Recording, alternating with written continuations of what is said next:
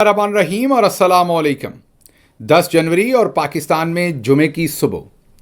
आज अभी तक की अहम खबरें और मेरा तज्जिया। आज की सबसे अहम खबर तो आपके सामने ये रखेंगे कि मौजूदा जो मुज़ाकरात चल रहे हैं और जो ओवरऑल सियासी माहौल है उसमें चौधरी निज़ामुद्दीन साहब की इंटेंशंस क्या हैं। क्या वो वाकई मुज़ाकरात चाहते हैं?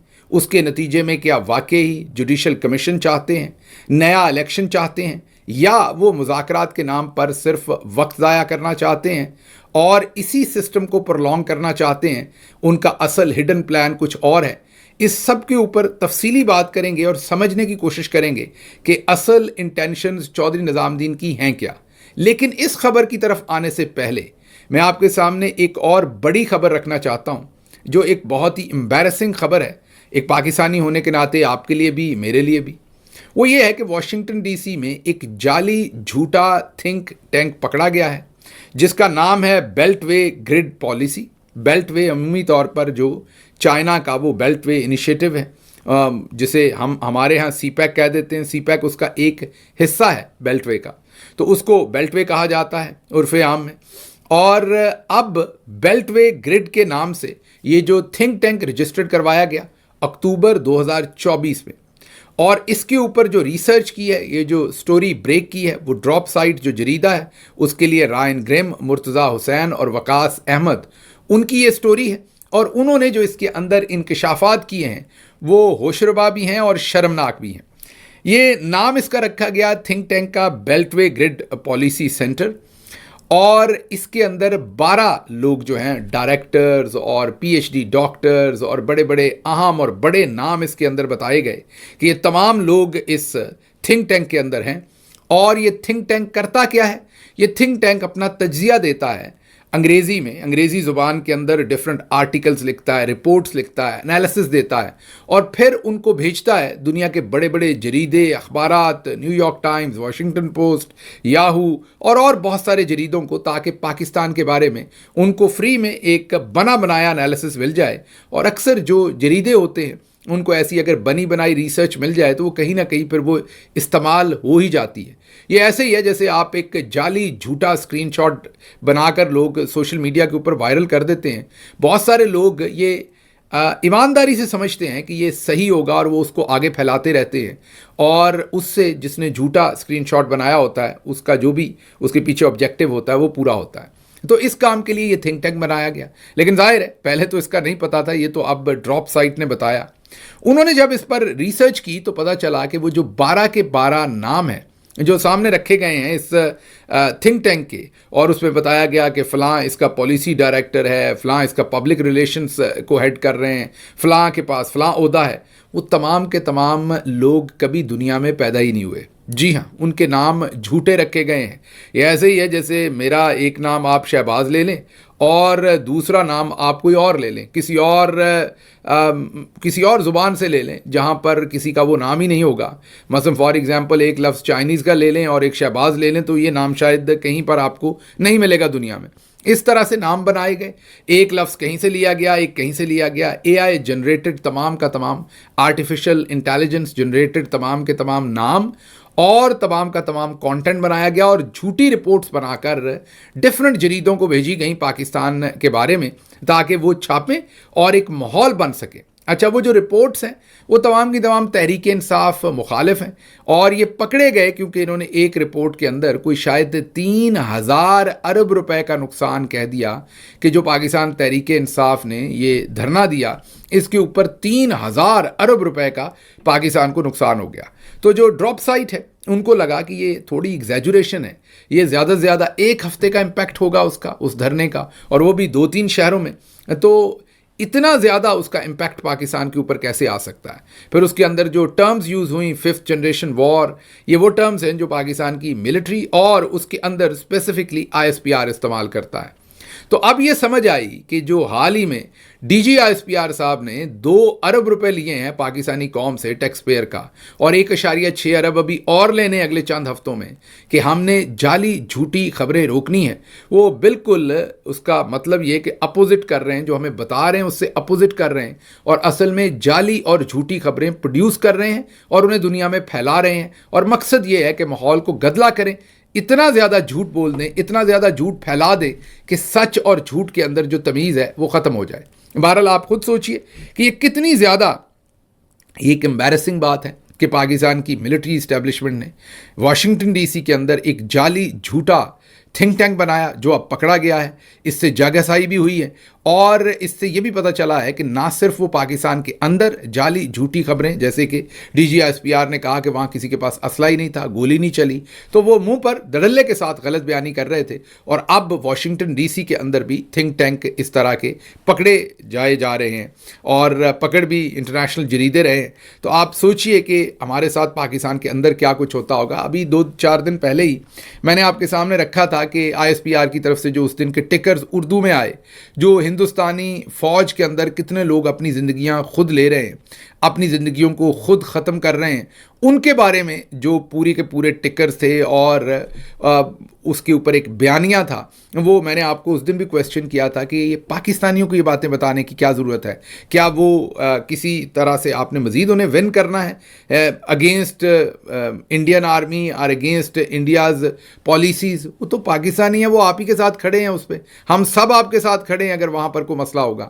لیکن آپ غور کیجئے کہ ہر وقت ہمارے دماغ کو دھندلا رکھنا ہے اور ہمیں کچھ نہ کچھ ایسا منجن بیچنا ہے تاکہ جو گھر کے اندر ہو رہا ہے, جو اصل ہمارے ساتھ زیادتی ہو رہی ہے, وہ ہماری آنکھوں سے اوجھل رہے اور ہمیں کوئی نہ کوئی نیا منجن جو ہے وہ ہمارے سامنے بیچتے رہنا اور وہ چلاتے رہنا. تو اب یہ جو بیلٹ وے گرڈ پالیسی ہے, اس کا یہ جو ڈبیکل ہوا ہے, یہ ظاہر ہے مجھے نہیں پتا اب کس کرنل صاحب نے کیا, کس بریگیڈیئر صاحب نے کیا یا جنرل صاحب نے کیا, لیکن جس نے بھی کیا لگتا ہے کہ وہ پہلے نون لیگ میں رہے ہیں, کیونکہ وہی عمران خان صاحب والی بات ہی سامنے آ گئی. ایک تو یہ پڑھے لکھے نہیں ہیں اور اوپر سے کوشش نہیں کرتے, لیکن میری آپ سے ہاتھ باندھ کی گزارش ہے کہ ایسے کام نہ کریں. اس سے جب ادارہ تو ہمارا اینڈ آف دا ڈے, جو اوپر 4-6-10 جنرل بیٹھے ہوئے ہیں, کل آپ نے ریٹائر ہو جانا, یہ ادارہ پاکستان کا ہے, پاکستان کی ملکیت ہے, ہم سب اسے اون کرتے ہیں.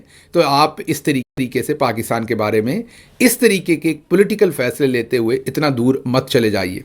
اگلی خبر, جیسا کہ میں نے آپ کو کہا کہ بہت ہی امپورٹنٹ ڈسکشن آپ کے ساتھ کروں گا تاکہ آپ کو یہ جو کچھ چل رہا ہے اس میں سے آپ کو سمجھ آ جائے کہ یہ کرنا کیا چاہ رہے ہیں. سب سے پہلے تو منہ منیب نے ایک نئی دھمکی دی ہے, اور دھمکی انہوں نے یہ دی ہے, یہ تمام چیزیں میں ایک ایک کر کے آپ کے سامنے رکھوں گا اور پھر سارٹ آؤٹ کریں گے کہ یہ کرنے کی کوشش کیا کر رہے ہیں, اس میں نکال کیا رہے ہیں. انہوں نے کہا کہ آج کی اسٹیبلشمنٹ جو ہے وہ اس میں عمران خان کے خلاف بڑی نفرت ہے, اور عمران خان نے وہ نفرت خود پروان چڑھائی ہے, اور عمران خان یہ جنگ نہیں جیت سکتے. ملٹری ان کے ساتھ وہ کرے گی جو انہوں نے کبھی سوچا نہیں. وہ اسٹیبلشمنٹ کا لفظ انہوں نے استعمال کیا بار بار. ادارہ اپنے چیف کی پالیسی پر چلتا ہے. میں آپ کو گارنٹی دیتا ہوں 95% لوگوں کو آج کی اسٹیبلشمنٹ کا پتہ ہی نہیں ہے. وہ کہتے ہیں کہ وہ پرانی اسٹیبلشمنٹ ختم ہو گئی جو معافی دے دیتی تھی, جن کے ساتھ پھر چل لیتے تھے لوگ اور جو پیچھے ہو جاتے تھے آگے. یہ والی اسٹیبلشمنٹ تو ڈو اینڈ ڈائی کر رہی ہے. یہ بالکل وہی باتیں ہیں جو پچھلے دنوں D G I S P R جب ملے ہیں لاہور کے اندر, اور انہوں نے وہاں صحافیوں کو جو کہی ہیں وہی باتیں اب منا منیب جو ہیں وہ دوبارہ نئی پیکنگ کر کے بتا رہے ہیں. اچھا, پھر انہوں نے کہا کہ اب اگر آپ نے معافی لینی ہے تو جنرل صاحب کی ٹھوڑی کو, انہوں نے نام تو نہیں لیا لیکن ظاہر ہے جنرل صاحب تو ایک ہی ہیں, جنرل عاصم منیر, تو منیر صاحب نے کہا کہ اب اگر نام لینا ہے, اگر معافی لینی ہے تو ان کی ٹھوڑی کو ہاتھ لگانا پڑے گا. اب یہ مجھے نہیں سمجھ کہ وہ کیوں ٹھوڑی کو ہاتھ لگوانا چاہتے ہیں, اس سے انہیں کیا ملے گا, لیکن شاید وہ منت کرنے کے انداز سے وہ چاہتے ہیں کہ ان کی ٹھوڑی کو ہاتھ لگایا جائے اور انہیں کہا جائے کہ چلیں جانے دیں, معاف کر دیں, پھر کوئی بات بننی ہے. یہ منا منیب فاروق صاحب نے اسٹیبلشمنٹ کی طرف سے نیا پیغام, نیا بیانیہ جو ہے وہ آپ کے سامنے رکھا ہے. اب اس کے اپوزٹ جو ہے ہمارے 2 ارب لینے والے D G I S P R صاحب جو ہیں, جنہوں نے حال ہی میں 2 ارب روپے لیے ہیں اور 1.6 ارب مزید لینے ہیں, اور لیے ہیں فیک نیوز ختم کرنے کے لیے. یہاں بھی وہ ایک فیک نیوز پھیلا رہے ہیں, کیونکہ یا تو منہ منیب فاروق کو ان کے جو ڈپارٹمنٹ سے لوگ بتا رہے ہیں وہ جھوٹ ہے, یا جو انہوں نے کہا وہ غلط بیانی تھی. کیونکہ انہوں نے ٹیلی ویژن پر آ کر کہا کہ ہمارے لیے کوئی خاص اور کوئی عام نہیں ہے, ہمارے لیے تمام پارٹیز برابر ہیں, لیکن یہاں منا منیب کہہ رہے ہیں کہ عمران خان سے شدید نفرت ہے. تو اب دونوں میں سے ایک غلط بیانی کر رہا ہے, کون کر رہا ہے یہ آپس میں فیصلہ کر لیجئے. ایک آپ کا, کیونکہ آپ خود تو ٹویٹ نہیں کرتے, خود تو آپ پبلک انگیجمنٹ نہیں کرتے, صرف صحافیوں سے بیک گراؤنڈ میں ملتے ہیں. منا منیب آپ کے بہاف پر آج کل انگیجمنٹ کر رہے ہیں. تو اب آپ بتائیے کہ آپ کی یہ جو ظاہر اور باطن, اس میں سچ کیا ہے, کون سی حقیقی خبر ہے اور کون سی فیک نیوز ہے, یہ آپ نے خود بتانی ہے. کیونکہ اب تو آپ ٹیکس پیئر کا پیسہ تازہ لیا ہے آپ نے فیک نیوز کا, تو کم از کم یہ تو آپ کا فرض بنتا ہے. اچھا جی, اگلی خبر جو ہے وہ انہی کے ایک اور انڈکلیئرڈ راوی صاحب جو ہیں ان کی ہے. انہوں نے کہا کہ مذاکراتی ٹیم نے عمران خان سے کہا کہ اپنا سوشل میڈیا اکاؤنٹ پاکستان لے آئیں. عمران خان نے انکار کر دیا. عمران خان نے اپنی سوشل میڈیا ٹیم کے ساتھ کھڑے ہونے کا فیصلہ کیا. اب یہ جو ایک اور ٹاؤٹ ہے وہ بھی اس چیز کو کنفرم کر رہے ہیں کہ یہ ڈیمانڈ کی گئی کہ آپ اپنا سوشل میڈیا اکاؤنٹ یہاں لائیں. اچھا، اب آپ نے ذہن پہ زور دینا ہے اور یاد کرنا ہے کہ یہ باتیں ہونے سے پہلے ٹیلی ویژن پر بہت سارے اکابرین نے یہ کام شروع کر دیا تھا، پی ٹی آئی کے اندر سے بھی اور باہر سے بھی، کہ عمران خان کا ٹویٹر اکاؤنٹ اگر پاکستان آ جائے تو ٹھیک ہے. تو اب آپ نے خود سوچنا ہے کہ وہ شیر افضل مروت صاحب نے بھی یہ بات کی تھی، دوسرے لوگوں نے بھی کی تھی. تو اب آپ خود سوچئے کہ پہلے اسٹیبلشمنٹ یہی میسج کس طریقے سے ڈیلیور کرتی ہے. پہلے یہ ٹاؤٹس استعمال نہیں ہوتے، پولیٹیکل لوگ پی ٹی آئی کے اندر سے باہر سے ان کے تھرو یہ میسیجنگ آپ کو کی جاتی ہے. آپ اگر پھر بھی نہیں سنتے، باز نہیں آتے، تو پھر جو مذاکراتی کمیٹی ہے وہ آپ کو یہ کہتی ہے کہ آپ لے کر آئیں. اگر آپ پھر بھی نہیں کرتے تو پھر آپ کو ٹاؤٹس کہتے ہیں کہ اب آپ کو معافی نہیں ملے گی، آپ نے یہ نہیں کیا، اب آپ کو ہم نے ٹھوک کے رکھ دینا، اب یہ کر دینا اور وہ کر دینا. اب آگے سنیے. اگلی خبر ہے کہ کچھ دن ٹویٹ روک لیں. رانا ثناء اللہ صاحب نے کہا ہے یہ کچھ دن ٹویٹ روک لیں، 4 دن بعد کسر نکال لیں، ایک کی بجائے 2 کر لیجئے گا. اگر آپ نے معافی ویسے نہیں مانگ سکتے تو چلیں دل میں ہی مانگ لیں. یہ رانا ثناء اللہ صاحب کہہ رہے ہیں. اب آپ ڈیسپریشن چیک کریں کہ ساری ڈیسپریشن آ کے ختم ہوئی ہے ایک ٹویٹر کے اوپر کہ ٹویٹر اکاؤنٹ پاکستان میں آ جائے. اور دوسری ڈیسپریشن یہ ہے پاکستان میں اس لیے کہ وہ پاکستان میں شہباز گل کے سپرد پاکستان کے اندر کر دیا جائے وہ ٹویٹر اکاؤنٹ. پھر اگر باہر سے کوئی بھی بیانیہ بن رہا ہے تو کیونکہ عمران خان صاحب کا ٹویٹر اکاؤنٹ جو ہے وہ شہباز گل کے پاس ہوگا پاکستان کے اندر، تو ہم شہباز گل کو کہیں گے کہ چل بھائی یہ ٹویٹ کر دے، تو جو ہمارا بیانیہ ہوگا وہ ہم پاکستان سے ٹویٹ کروا لیں گے، تو ہمیں مسئلہ ہی ختم ہو جائے گا.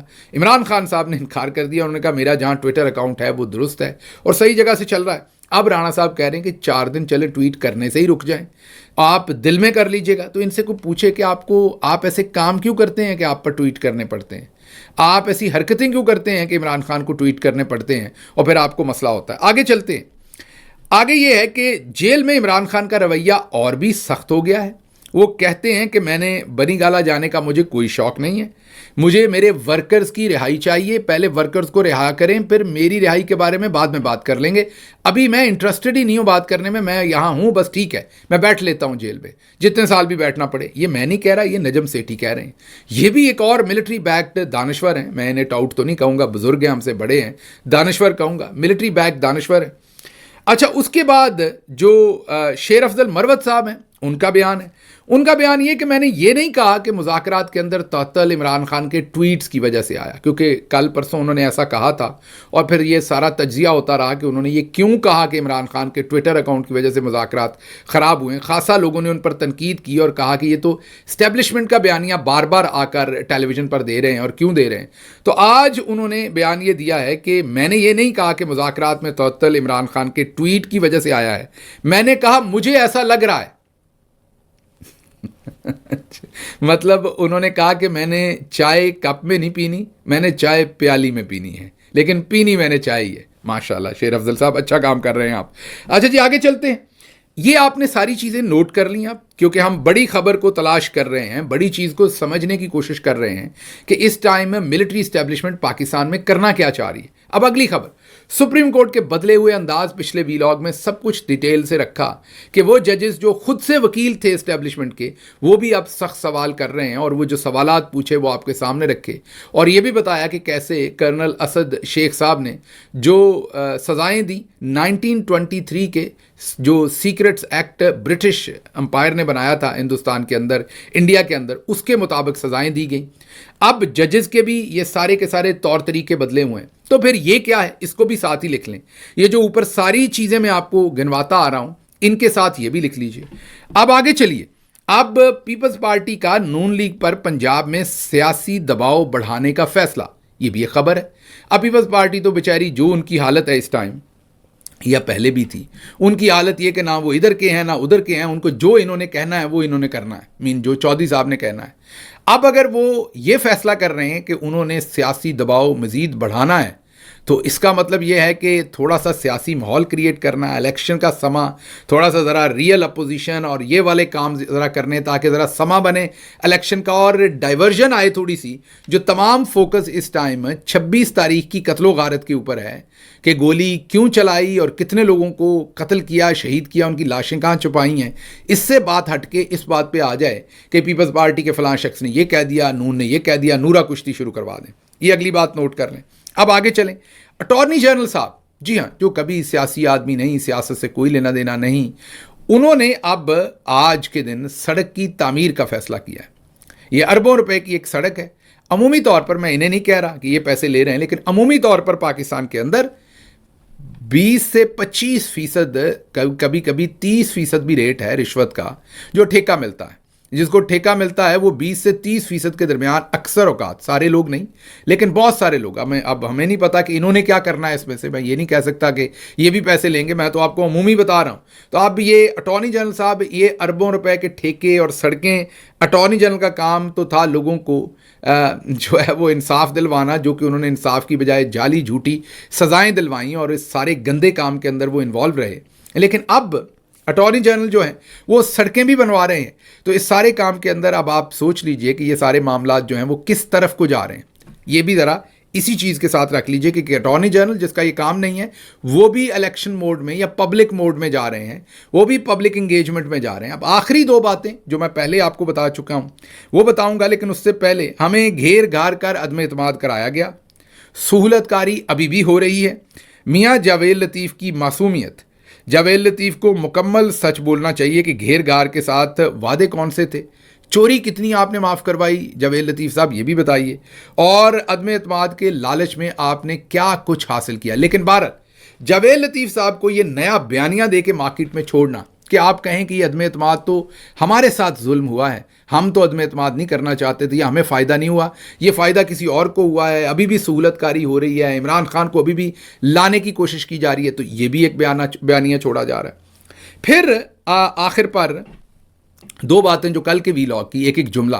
مریم صاحبہ جیسے پبلک میں جا رہی ہیں، اور وہ اگر آپ ویڈیوز دیکھیں، میں چاہوں گا یہ دوبارہ دکھا دیں، یہ جو گاڑی چل رہی ہے اس کے ارد گرد آپ دیکھیں تو سول کپڑوں کے اندر بھی پولیس ہے اور پولیس کے یونیفارم میں بھی پولیس ہے. اگر یہ آپ کو 100 200 300 250 50 70 جتنے بھی لوگ ہیں یہ دیکھیں گے تو اس کے اندر کم از کم سیفلی، کیونکہ میں گورنمنٹس میں رہا ہوں، 80% لوگ پولیس کے ہیں، سول کپڑوں کے اندر یا یونیفارم کے اندر. لیکن دکھایا کیا جا رہا ہے ویڈیو میں کہ مریم بہت پاپولر ہیں، لوگ نعرے لگا رہے ہیں، اور کوئی 4-5 پٹواری بیچ میں چھوڑے ہوں گے، باقی یہ تمام جو ہیں یہ پولیس کے لوگ ہیں. سول، آپ ان کے ہیئر کٹ دیکھیں، آپ ان کے جسم دیکھیں، آپ ان کی باڈی لینگویج دیکھیں، یہ تمام وہ ہے. تو مریم صاحبہ بھی پبلک کا امیج دے رہی ہیں کہ میں پبلک میں مقبول ہوں. نواز شریف کی کل کی سٹیٹمنٹ ہم نے آپ کو دکھائی تھی کہ وہ ایک دفعہ پھر عملی سیاست کرنے جا رہے ہیں. اب یہ میں نے جتنی چیزیں اوپر سے لے کے نیچے تک آپ کو کہی ہیں ابھی تک، ان سب کو آپ ملا لیں تو آپ کو یہی سمجھ آئے گی کہ شاید ملک الیکشن کی طرف جا رہا ہے یا پولیٹیکل بیانیہ بن رہا ہے، اور شاید مذاکرات میں سے کچھ واقعی نکلے، یا پیپلز پارٹی کو کچھ ہوپ دی ہے، یا ایک اگلا الیکشن آ رہا ہے، کچھ پی ٹی آئی کو سپیس شاید ملے. ابھی گدلا پن ہے، لیکن آپ کو یہ لگ رہا ہے کہ سیاسی منظرنامے پر کچھ نہ کچھ ہو رہا ہے. مجھے اس سے کچھ اپوزٹ لگتا ہے. مجھے یہ لگتا ہے اب یہ ساری چیزیں آپ سے ڈسکس کر کے، اسٹیبلشمنٹ کیسے فنکشن کرتی ہے. اسٹیبلشمنٹ ایسے فنکشن کرتی ہے کہ اگر گورنمنٹ کے دنوں میں کسی فوجی افسر کو جانتا ہوں تو وہ مجھ سے رابطہ کریں گے اور وہ کہیں گے کہ یہ جو کچھ عاصم منیر صاحب اور انہوں نے کیا ہے بہت غلط کیا ہے، میں ان کے ساتھ نہیں ہوں، میں ان کے بہت خلاف ہوں، اور میں چاہتا ہوں ملک صحیح دھارے پر آئے. اور میرا تو دل کل بھی خان صاحب کے ساتھ دھڑکتا تھا، آج بھی میں چاہتا ہوں وہ ہو جو ملک کے لیے بہتر ہے، آئین ہو، قانون ہو. میں آپ لوگوں کی مدد کرنا چاہتا ہوں، اور میرے خیال میں آپ کو مذاکرات کی ٹیبل پہ بیٹھنا چاہیے. اندر سے ہم بھی زور لگاتے ہیں. اب آپ کو لگے گا کہ ایک بڑا انڈیپینڈنٹ بندہ آپ سے رابطہ کر رہا ہے جو واقعی his intentions are to do good، لیکن یہ بھی پلان کے تحت ہوتا ہے. اور یہ جو بندہ آپ سے رابطہ کرتا ہے یہ کئی دفعہ آپ کو سپیس بھی دیتا ہے. فار ایگزامپل آپ جیل میں ہوں گے تو آپ کی ملاقات کسی کے ساتھ ہونے دے گا، آپ کے اوپر بہت سختی ہوگی تو اس پہ تھوڑی سی نرمی ہو جائے گی، آپ کے اوپر باہر کچھ اور آپ کو فیسیلیٹیٹ کہیں پر کر دیا جائے گا، کسی کیس کی تاریخ لمبی ڈلوا دی جائے گی، تو آپ دل میں سوچیں گے یار یہ تو بندہ اچھا ہی ہے، دیکھو میرے کیس کے اندر بھی مجھے ہیلپ کر رہا ہے، میری ملاقات میں بھی ہیلپ کر رہا ہے، میری فلاں چیز میں بھی کر رہا ہے. لیکن اصل میں وہ اوپر بیٹھے ہوئے ٹاپ مین، مطلب کہ جنرل عاصم منیر یا ISI کے جو چیف ہیں، ان کے احکامات پر سب کچھ ہو رہا ہوتا ہے.